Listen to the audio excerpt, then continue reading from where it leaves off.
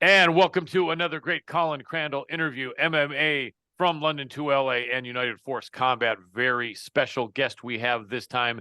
He is one of the most popular people in the history of our sport, two-time Pride Fighting Championship, UFC Hall of Famer, one of the toughest men to ever walk the earth. We're talking about none other than Mr. Dan Henderson. Welcome to the show, Dan. Well, thanks, guys. Appreciate it. Not a problem. So good to see you, my friend. We've got Callum Sanderson live from England at the midnight hour when we're recording this. We'll be putting it up a bit later, but Callum is with 3 kids. He's staying up till midnight so he could speak with Dan Henderson, and that was what was on your mind, wasn't it, Callum? Indeed, indeed. All right. So we look forward to a great chat with you, Dan. So I'll start out. What's been going on with you, Dan? I know you have Team Quest that you own, and I think you're still doing some coaching there and some work with teams and fighters. What's been going on over there, and how often do you get over there to train and coach? Well, I'm at my gym almost every day. And I coach. I'm at practice most of the days. Some days I'm in the gym, but I got other guys running practice, so I'm not over there some of the days, but most of the time I'm there. And I love coaching and kind of giving back, especially when the guys are working hard and are eager to learn. So definitely helps motivate as a coach when you got guys like that. So yeah, I got a good group of guys in there, and then just staying busy with gym stuff and working on a project in my building, putting in a brewery distillery restaurant in right now. So we're a month or so away from finishing construction on that. So it's a big project. That sounds excuse me, that sounds really, really cool. And you know what that makes me think of, Dan? I remember years ago, you probably heard of the one of the old-time boxing champions, Jack Dempsey, right? Yeah. He had a restaurant, I believe, in the 1960s and maybe part of the 70s.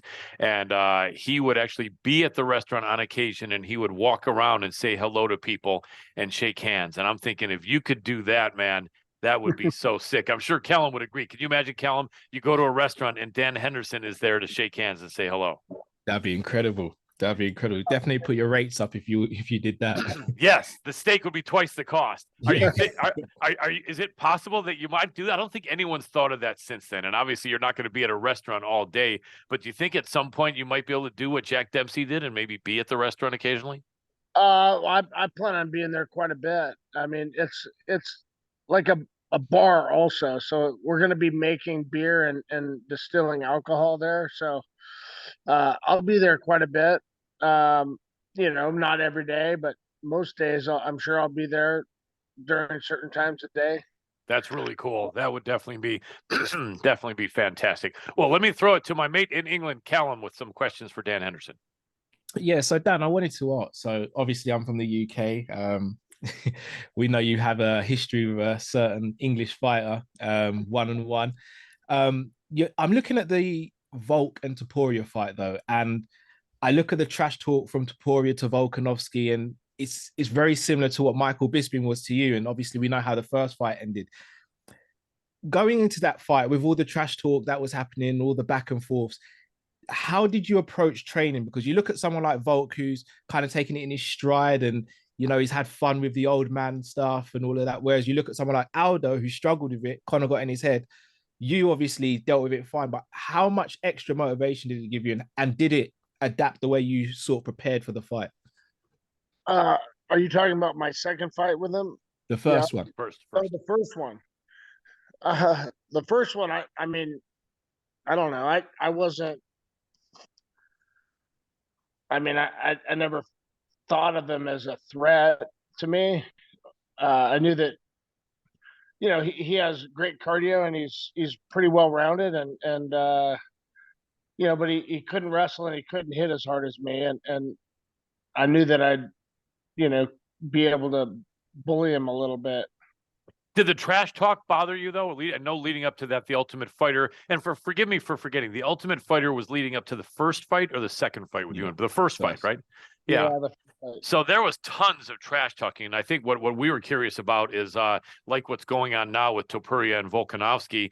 Michael was just running off of the mouth like crazy leading up to that fight. Did that get under your skin? Did it make any difference? Did it make you more angry or motivate you more? We're curious kind of as far as what the mindset was there.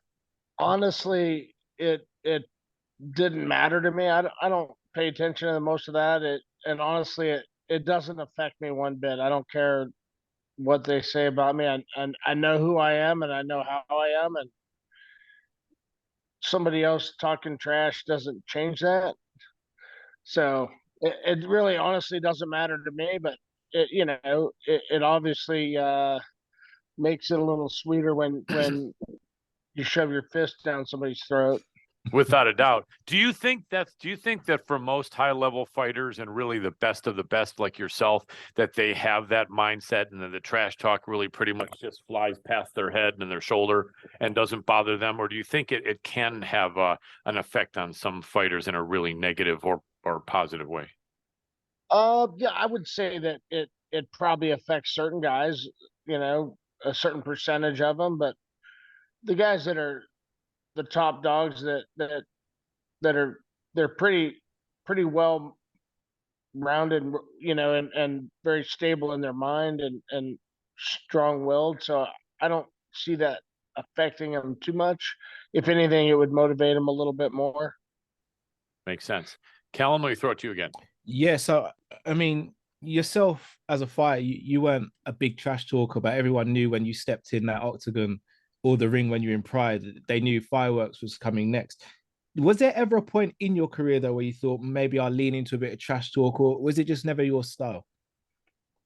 It really was never my style, and even if I tried, I don't know. I'm just not that way. It's Yeah.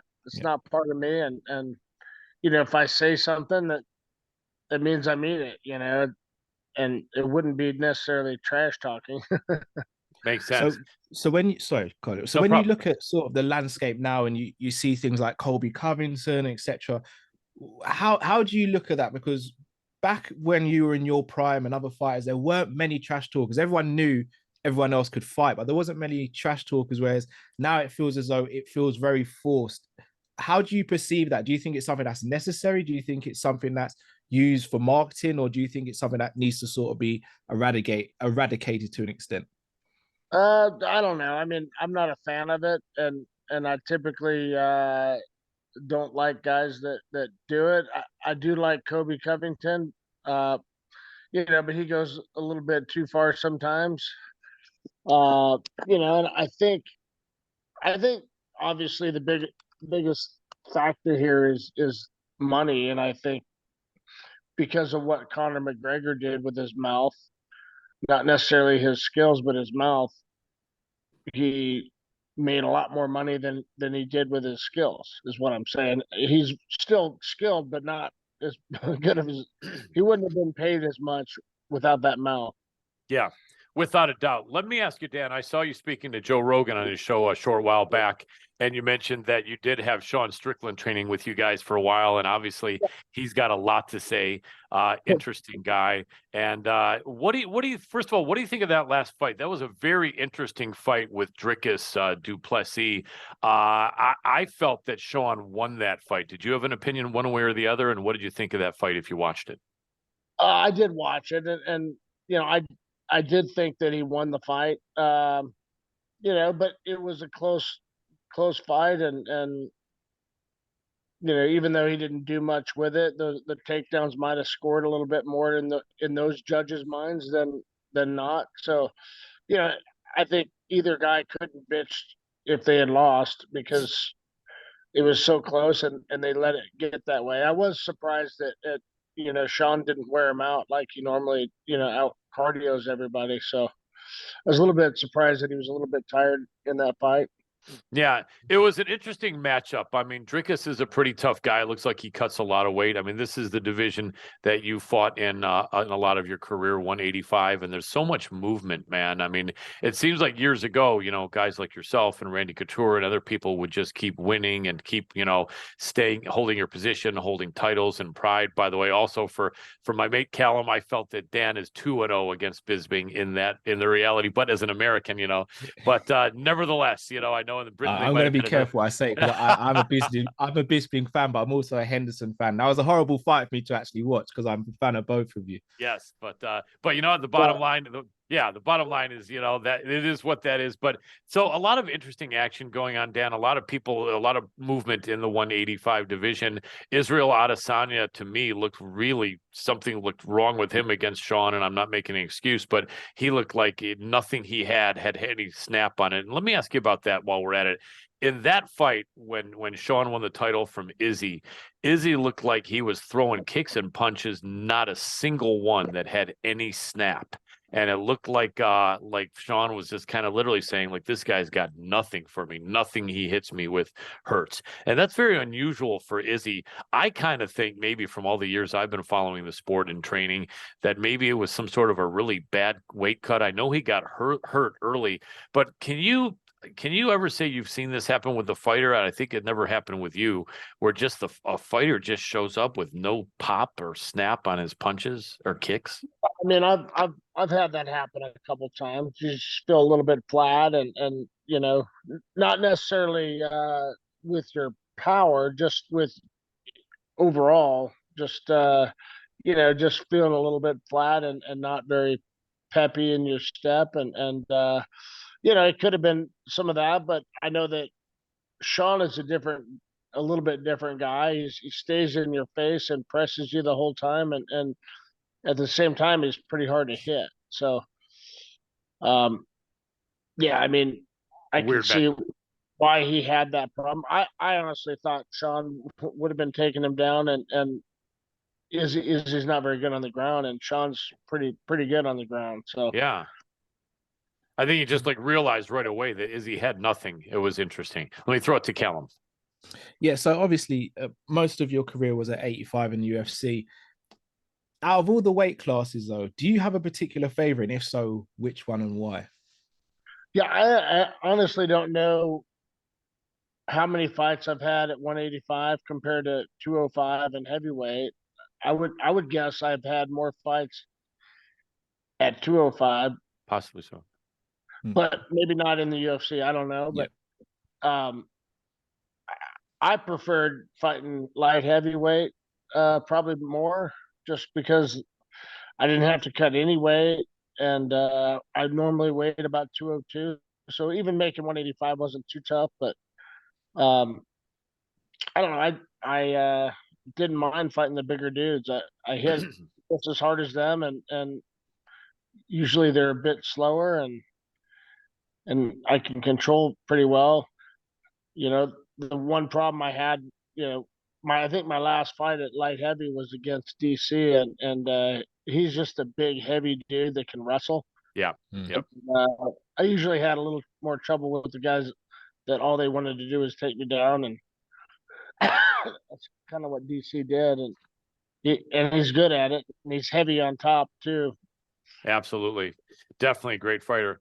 Who are some of your favorite fighters out there today? And I'm sure it's some people that are training some of your guys at Team Quest. If you want to let me know if you've got some guys in the UFC or Bellator or PFL, that would be great. And then maybe let me know who some of the guys that you're excited to watch nowadays are in the big shows. I don't know. I honestly haven't watched the fights that often the last couple of years. It's just there's one every weekend. I typically catch maybe one event every 3-4 weeks. Um, just all depends on who's fighting and what's coming up. But it's tough for me to follow. The UFC, I think, had 50 shows this last year, so Yeah. ends off and between Bellator, PFL, it's hard to follow that many people. But I mean, I like guys that go out there and fight and don't talk too much shit. I I'm a fan of Gaethje's as well. Somebody like him, Yes. and and he's well rounded as well, and likes to stand and bang. Yeah, absolutely. Yeah. In fact, Gaethje, if anyone might that you look at today, might be almost kind of similar to you, maybe Gaethje, right? Yeah, I mean, possibly.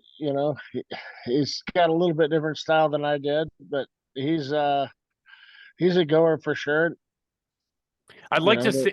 Sorry to interrupt you, Dan. He may be next. I actually just had Javier Mendez on for an interview a couple of hours ago. Callum and I spoke with him, the coach at AKA. Speaking of which, did you ever do any training over at AKA? I don't think so. You were always in Southern Cal. They're up north, right? Or did you? I went up there a couple times.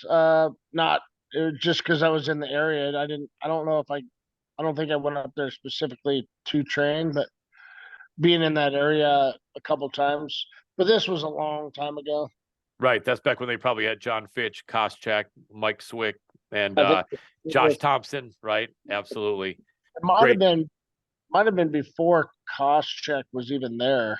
Oh, wow. So just Fitch, probably just Fitch, huh? Yeah, yeah. Absolutely. Well, let It me was. throw it. Go ahead, Dan. I'm sorry. What'd you say? I was saying it was fun. Definitely a lot of great wrestlers in grinding. I remember for several years, a lot of AKA guys were having to pull out of fights because they were going so hard with the wrestling. And then I actually asked Javier about that in an interview about 4 or 5 years ago. And he was really honest and forthcoming. He said, yeah, we decided to take the foot off the gas pedal a little bit with the 100% do or die wrestling scrambles. This is not his exact words, but he said, yeah, we're backing down a little bit. And I guess you have to do that. One thing a lot of people don't understand is that you can go hard in striking. You don't want to bust anyone up or get all busted up, but you're more than likely not going to hurt yourself as bad than if you're going really hard, full speed in wrestling training with someone else who's really elite level, right?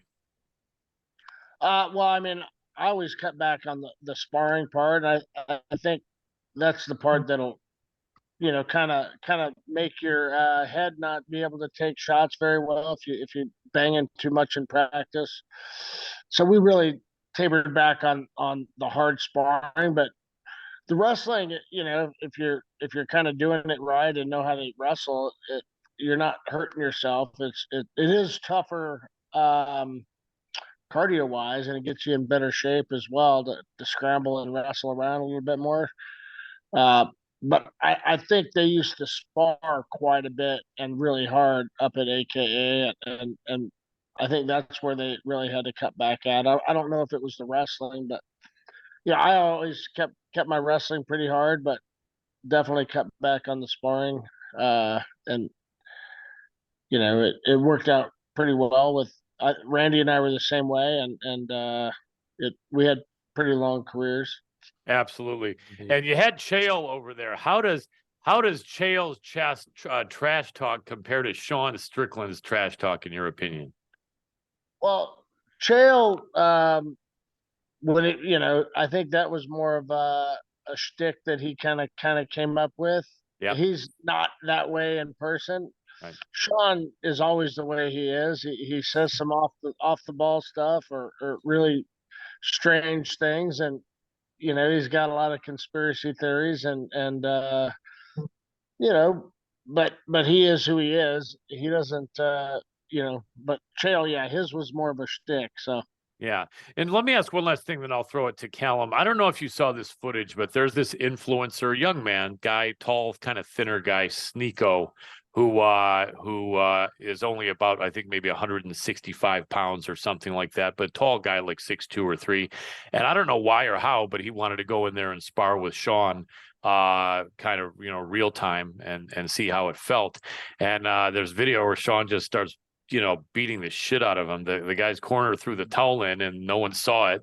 And then eventually the kid's team ran in there and stopped it. And people are saying, well, Sean shouldn't have done that. But if a guy's really wanting to get in there and he's stupid enough and he's this influencer making all kinds of money and says, I want to see how it feels to be in there taking your heat, I would guess the fighter's doing what he's asked to do by, starting to put it on him, or would you feel differently? I mean, it's kind of a one of those things. If the guy wants to be in there, it's all good to do it. I don't find anything wrong with it, but I typically know that some people are retarded out there and shouldn't be doing things that they think they should, I pretty much don't buy into that and facilitate them to get more footage of them getting beat up. So Yeah, makes sense. So that never happened with you. No one ever decided they wanted to come in and have you I don't beat the think anyone crap would out be of them. that stupid, surely. Right. typically, no, that I don't get asked that very often. Makes sense. Makes sense. Callum, we'll throw it to you. Yeah, so I just wanted to go back to Chell. Obviously, Chell's got a really big YouTube channel, and he often speaks about some of the best fights he saw were actually in the gym. Do you have a particular person that you look to and think is the best person you've trained with over the years? And if so, why? I don't know. I've had a number of great training partners. Probably I don't know. There was one of my buddies, and he wasn't. I don't think he fought in the UFC ever, but he was close to that level, but almost. But he was probably my best training partner. His name was Brian Foster. I've heard of that name. And you know, Randy obviously was a great one as well to have. And we'd go at it. But yeah, I mean, Brian was one of those guys that made me fight. That if I hit him, he's going to be coming back to hit me harder, and stays in your face and makes you work hard. So I mean, it really taught you that to train for a fight when you're in training. So a lot of guys don't really do that, especially nowadays. They really, it's shocking how some of these guys don't get after it too much at practice at all. Yeah, it's interesting. You hear like Max Holloway say he doesn't spar. Now, Max is probably deep into his career and has taken a lot of damage. He's got a lot of scar tissue. He's a great fighter, but maybe at his level, not to do that. But earlier on, these younger guys not putting in the cage time doesn't make any sense.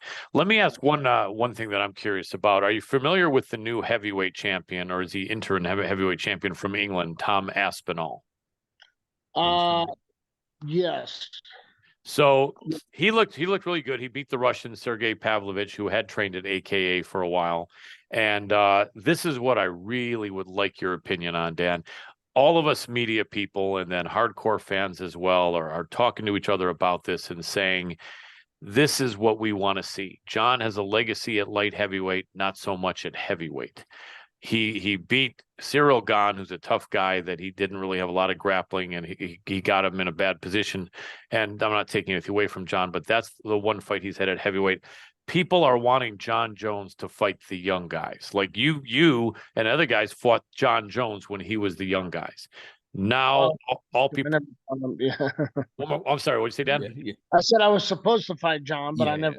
That's right. It was the grappling only. I'm sorry. Yeah. So it wasn't you. You're right about that. I remember he backed out of that fight, and then they brought in Chael in the last second, and he didn't want that fight, whatever the situation was. But people want to see John fight the young guys, at least a couple of them.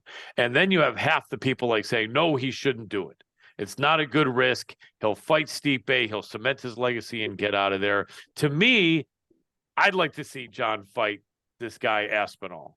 And to me, I think if he does that, then I think it'll even cement his legacy even more at heavyweight. Otherwise, I think he is a legend anyway, but didn't have a long track record at heavyweight. How do you think that matchup would go?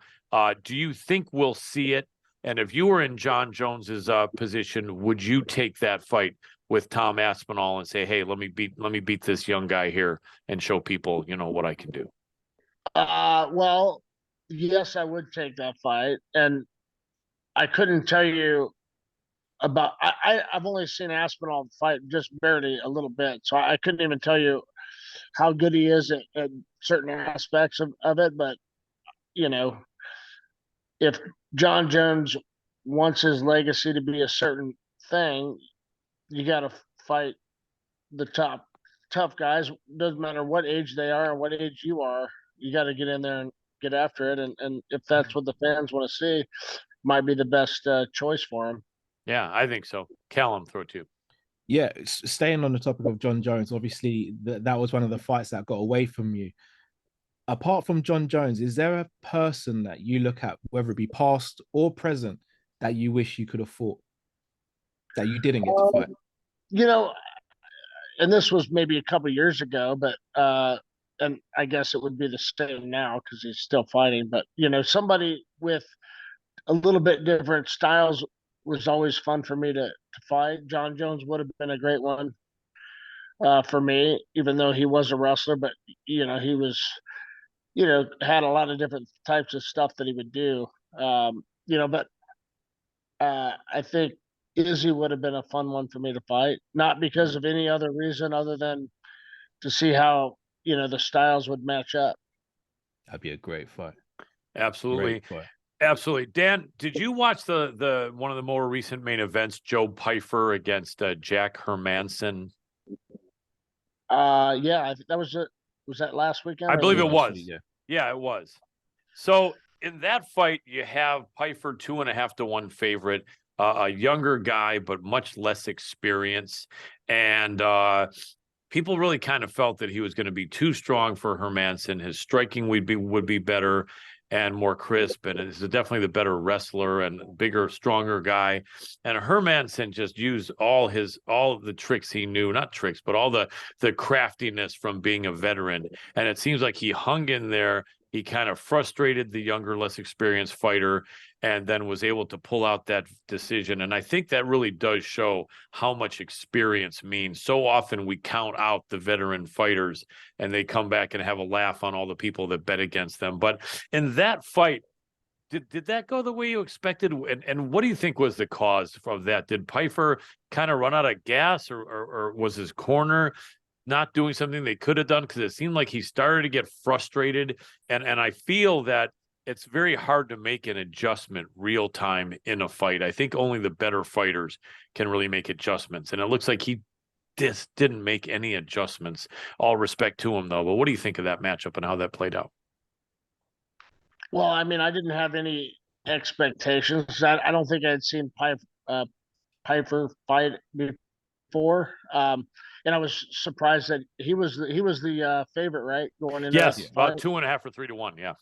Yeah, and but it's hard to beat a veteran that if he kind of sticks to his game plan, which it seemed like Hermanson did. He kind of knew that he'd beat him in the later rounds for sure once he wears him out a little bit, and I think I would have tried to wear him out a little bit differently with some wrestling, but that's not necessarily Hermanson's style. So yeah, I think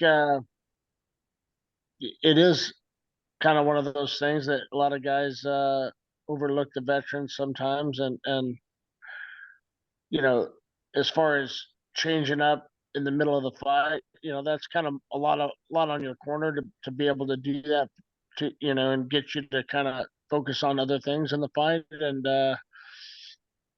but yeah, he got tired, and I think he just spent a lot of energy in the first 2 3 rounds, Yeah, and absolutely. and didn't have much left. Absolutely. Speaking about left, we'll go about 5 more minutes if that's okay with you, Dan. Yeah, no problem. Fantastic. Callum, go ahead with the question for Dan. Yeah, I was going to ask. So again, I'm going to cheat a little bit here, Dan, with the question. So you've had some sensational knockout wins. Obviously, we know about probably your most famous one, but excluding that one for now, do you have a second favorite knockout? And if so, which one and why? Well, I mean, the probably the two fights that mean the most to me that I felt like I accomplished the most was Vanderlei and Fedor. Yep. Both knockouts. Obviously, I fought Vanderlei twice, lost to him the first time. Second time, I kind of was pretty confident that I'd be able to catch him, and that's pretty much what happened. But those are probably the ones that mean the most to me as far as the time I had fought him, and those guys were kind of where they were in their careers. And just staying on the topic of your power, like, not everyone has the sort of power that you carried in a fight. When was the first time you hit someone and really knew that you have a different level of power to the average human being? I don't know. I'm sure it might have been in practice. Everybody was saying, "Man, you hit hard," or even the first couple events that I fought at, I never even sparred before. Mm. I would just hit the focus mitts and bag, and the guys holding the focus mitts would tell me I hit pretty hard, but I think it was once I started kind of figuring out how to put that power in the right place that that's when I started getting some knockouts. And And I my think first against Henzo Gracie, and that one, you know, just hit him right on the button. Yeah. Yeah. I remember that in Pride. I think I spoke with you the last time we talked several months back, that Henzo running in to shoot a takedown on you. I just never understand how that was something that was going to be a good plan. But I guess he figured, you know what they say, that old saying, if you're outnumbered or if you're against someone that's a lot stronger and a lot better than you, just go attack them. You know what I mean? Just say hell with it, man. I'm going to go attack this big man. And Yeah. yeah, and he tried. It was, you know what I mean? He really gave it that good shot and got caught. But the overhand right, the H bomb, I think you had a lot of your great knockdowns and stoppages with that right hand. Did you have a lot of success as well with the left, or in your memory was it primarily the right? Well, I think against Vanderlei, I knocked him down with the left and followed up with a shot with my right when he was on the ground. Yep, I think you're right. Let's start counting, and we'll wrap it up here in about 2.5 minutes. Yeah, just last question for me before I go back to Colin. If I was to ask you to describe your career in 3 words, what would those 3 words be? I don't know. I could probably describe it in one. Just fun. I had a good time doing it. I love what I did and just enjoyed it. I think that's Absolutely. why the fans love you. The fun overtook the hard work and the pain in the ass of all the injuries and the dedication of having to sacrifice certain things in life, but it was fun. Absolutely. And they say, right, if you enjoy your job, then you don't work a day in your life, so to speak. And that's what it's about. Let me make my last question, the 3 predictions on tomorrow's fight card, or this might be airing earlier tomorrow. So today's fight card, if that's the case. We've got the main event, which is Alexander Volkanovski coming back down in weight after having been knocked out on a short notice fight by Islam at 155. He's got the undefeated Ilia Topuria, originally out of Georgia, then training in Spain, the country of Georgia, that is. The co-main event being Paulo Costa and the revitalized Robert Whitaker, who's gone over to King's MMA and done some training over there under coach Rafael Cordero. And then the wrestler against wrestler, Merab Dvalishvili against Henry Cejudo. Can I have your predictions and thoughts on those 3 fights? I can repeat them if you need me to. I don't know. It's hard to say. Volkanovski fight. You never know what's going to happen with him.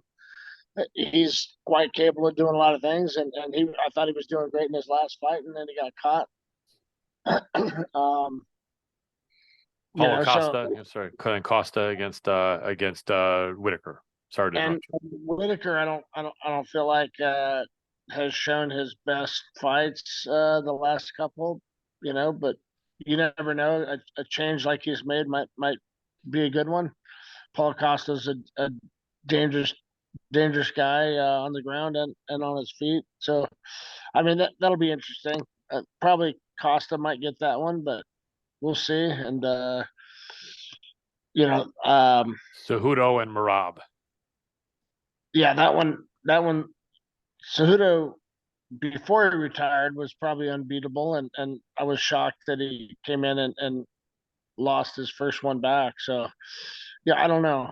But I'd still have to go with with the American wrestler on that one. Henry Cejudo, gotcha. And I would be remiss if I didn't realize that I think I interrupted you before you had your chance to say your final thought on Volkanovski and Topuria. Oh, yeah, I don't know if I had a final thought of who would win that one. I guess I'll pick Volk on that one. Nice. I appreciate that. Well, Dan, you have that restaurant coming up. Is there anywhere people can follow to make sure that they're going to plan to be there? And how far away is that from being ready and open for service? Yeah, I'm hoping we'll be open before May, but you know, somewhere in that range. You know, and it's going to be called Hendo's Barrel House, Love that. and they can always follow me on social media to kind of know what's going on. At Dan Hendo is most of them. Excellent. And then I know that that if people want to get a chance to train under you, you're over there in Orange County. Maybe you want to shout out the address if people want to get down there and train. I'm actually in Riverside County. It's in Ah, Temecula, California. So, uh, or they can yeah, look we're online. just look up my name and my gym will pop up. It's in Temecula, and you know, got a lot of good wineries out here, and you know, so love to have whoever come into the gym. Absolutely. Well, And the book as well, Dan. Sorry, and the book as go ahead. well. Yes. Yeah, I did. We didn't even talk about that, but I did come out with a book. It came out in October, basically about my life and what kind of built me into the wrestler and fighter that I was over the years. A little bit of, you know, growing up and you know how my dad and my other coach shaped me and you know just supported me and got me to where I was. Excellent. And we can find that at Dan Hendo on social media as well. And Yeah, that's at Amazon or BarnesandNoble.com. fantastic. We've got only 1 minute left, but the title of that book is Oh, it's called The American Athlete. fantastic. Dan Henderson, thank you so much. For Callum Sanderson, Colin Crandall here with another great interview of Hall of Famer and legend, one of the greatest guys in our sport, Mr. Dan Hendo Henderson. Thank you so much, Dan. Really appreciate you as always, Thank my you, friend. Dan. No problem at all. Thanks, guys. You got it. Have a great day. Hey, you too. Thanks.